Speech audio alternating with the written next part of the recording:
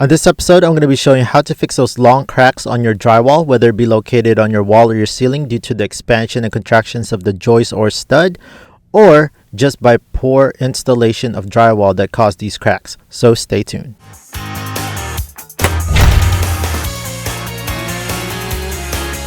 Welcome to Fix This House. If you're new to the channel, please consider pressing the subscribe notification bell so you can always be in tune on DIYs, how-to videos, and product reviews that I do within this channel. You can see that this wall of mine has this long hairline crack on the drywall. This is because this part of my wall is a load-bearing area. This is something that is very common on houses and sometimes unavoidable. You will have cracks due to the expansion and contraction of the wood inside that drywall. It's something that's inevitable, and we'll try to see if we can fix this and try to prevent it from happening. So first off, drop off the area that we're going to be working on. As you can see here, this area, we can stop this crack and actually make a little indentation right there to stop this and prevent this from happening. I'm using my 10-in-1 tool. If you have a 5-in-1, it's a lot similar as well, but this is a little sharp edge onto it. I'm gouging and making this crack a little bigger so that we can have enough so that we can actually fill this in with joint compound later on. But what I'm doing is I'm just gouging it on a 45-degree angle. If you don't have anything like this, you can also use a box knife to make this happen. But as I was actually gouging this onto the side, I've noticed that this part of my wall wasn't actually screwed to the stud. So you can see there is some hollow spots in there, which is very, very alarming. Whoever put this drywall before me, or whoever did this due to the construction, did a very poor job. And you can see that it's moving, and that's what's causing this mostly to crack. It's because it wasn't even installed onto the stud. So be very, very careful and make sure you look into this if you have this type of problem.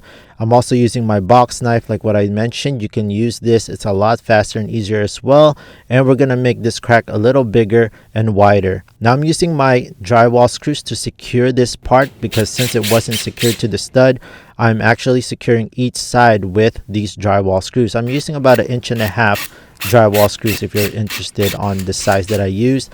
But I'm securing each side so that this part wouldn't move, and it's actually secured now because this is a load-bearing area, and it's very important that we secure it with drywall screws. Okay, so now we're doing it. Nothing's moving right now.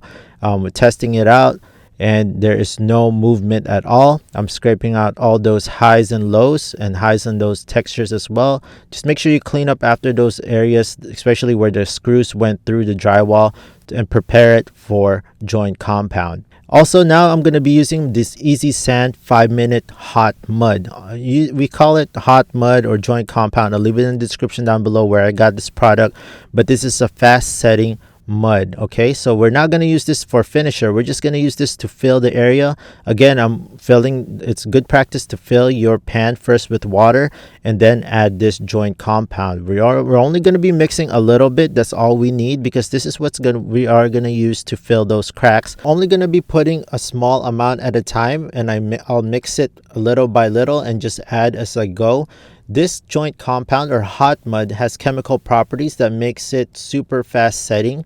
I don't recommend using this for finishing. This is just for filling in those cracks and holes on your wall. This is very perfect because it hardens, and it's hard as a rock right when it's done, and it's very perfect for filling in these little tiny gaps. And you can use your 10-in-1 to fill those in, or if you have a 4 or 6-inch knife, you can use that as well.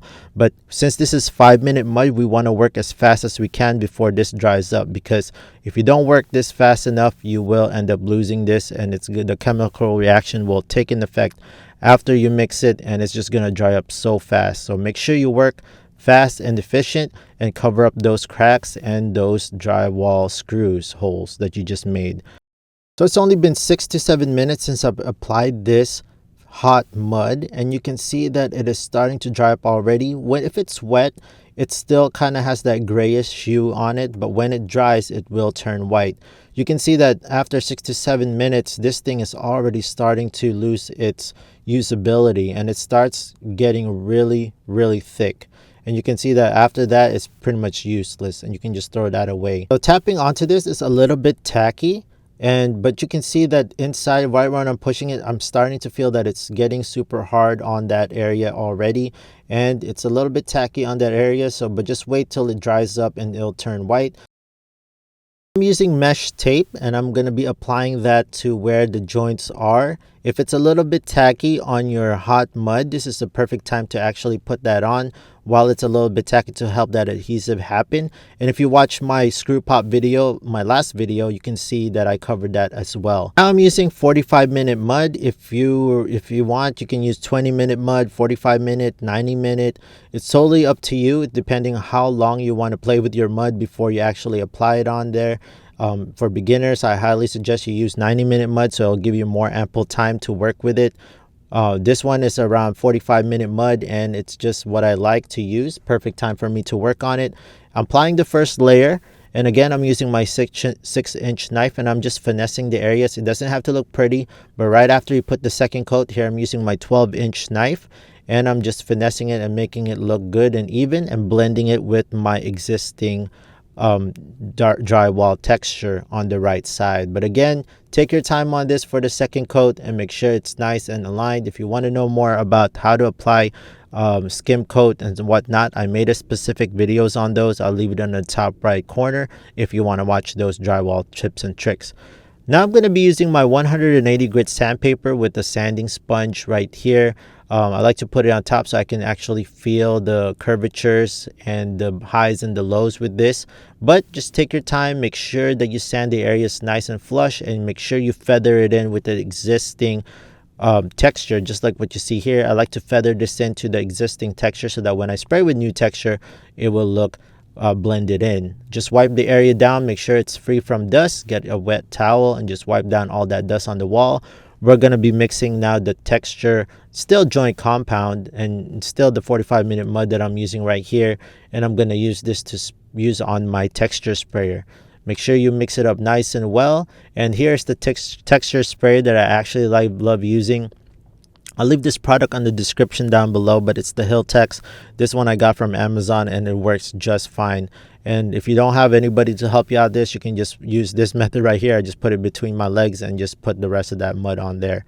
All right, now we're going to practice spraying it onto the piece of paper. Try to find the right texture that you want. In this case, I have a texture of orange peel like, and I'm just gonna go about a foot away and just spread it around and try to do my best to actually make it match with the other texture existing.